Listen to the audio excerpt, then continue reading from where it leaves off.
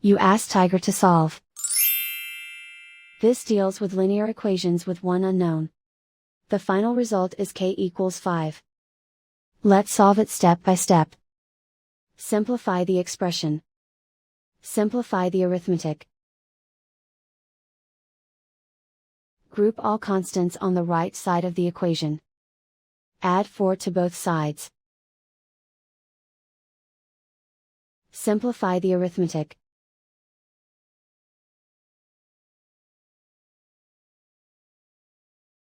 Isolate the k.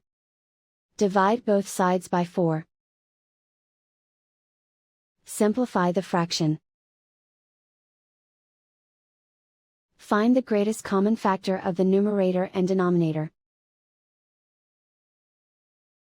Factor out and cancel the greatest common factor.